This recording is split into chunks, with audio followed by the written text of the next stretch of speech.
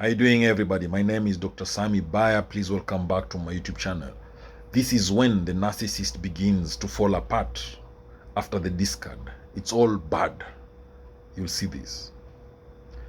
When a narcissist begins to fall apart after the discard phase, it's like watching a house of cards crumble.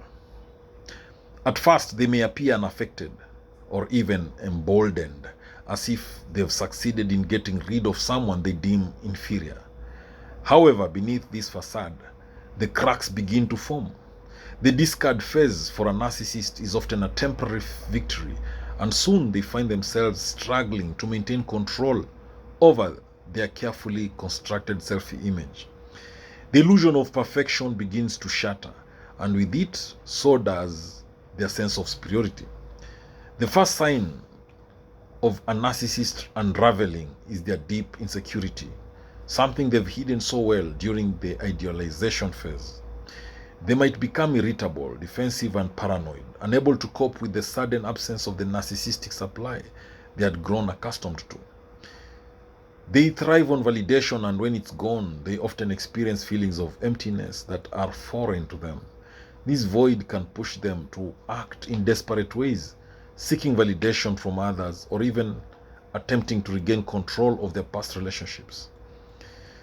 The narcissist might engage in a frantic cycle of hoovering, attempting to pull their former partner back into their life. They may use charm, manipulation, or even guilt to get a reaction. This behavior shows their inability to face rejection or let go of someone who fed their ego. It's a desperate attempt to restore the power dynamic in their favor, but it's usually short-lived. The former partner, now aware of the narcissist's true nature, sees through these tactics and becomes even more resolute in their decision to move on. Another way a narcissist falls apart after the discard is by amplifying their smear campaign. They often begin to badmouth the person who left them, distorting the truth in an effort to ruin their reputation. In their minds, this is not just about revenge, but a way to reassert their superiority by convincing others that they were wronged.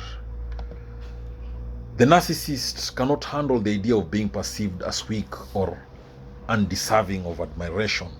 And this smear campaign is a last-ditch effort to restore their inflated self-image. At this stage, the narcissist may start to isolate themselves.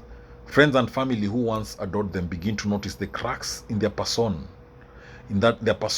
and they may start pulling away. Narcissists tend to surround themselves with people who reinforce their self-image. But when the discard happens, their social circle often shrinks. They might blame others for this, seeing the collapse of relationships as an external betrayal, when in fact, it is a natural consequence of their behavior. Deep down, they know they've lost control, but their fragile ego refuses to accept it.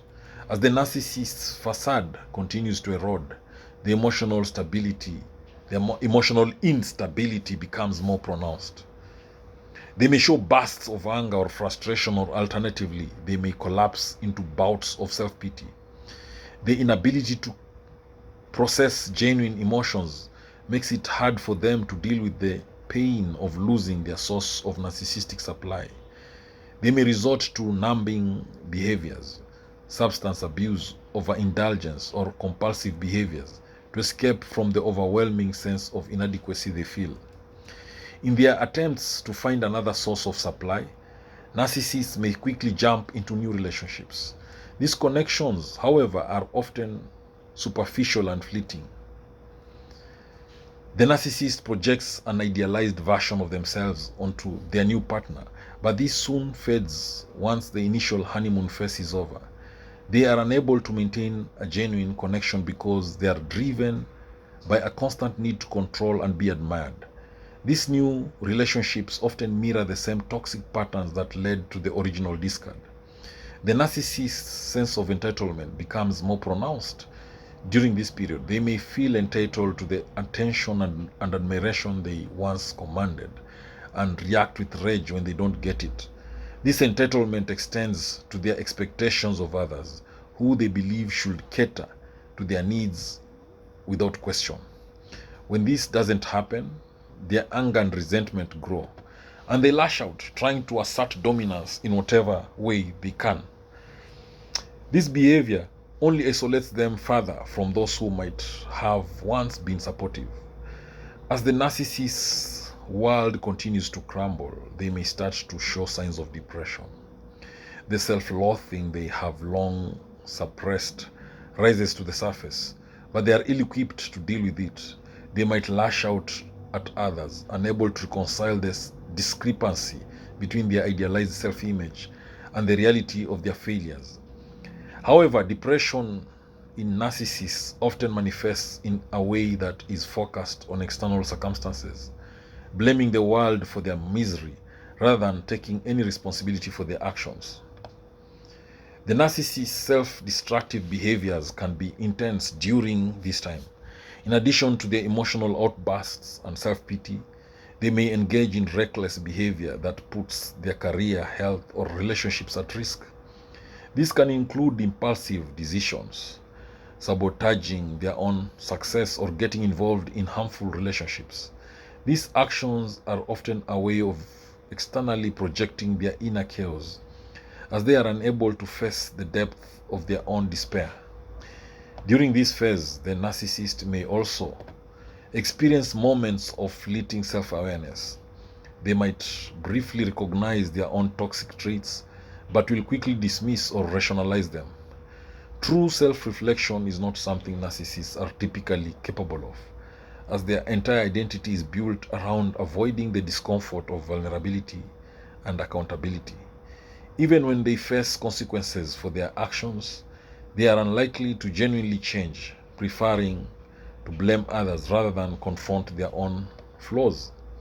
Despite all the turmoil they experience, narcissists are often not entirely aware of the extent to which they have fallen apart. They may convince themselves that everything will return to normal eventually, even if they can't quite put the pieces together.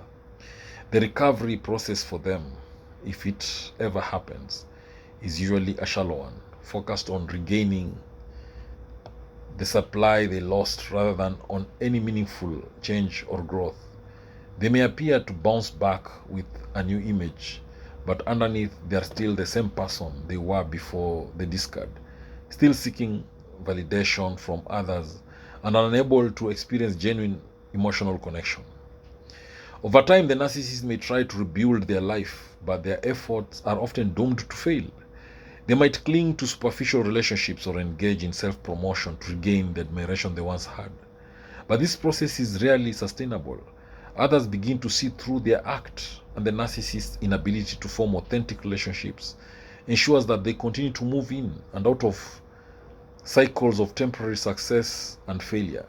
They're trapped in a never-ending quest for validation, which ultimately leaves them feeling more isolated and empty.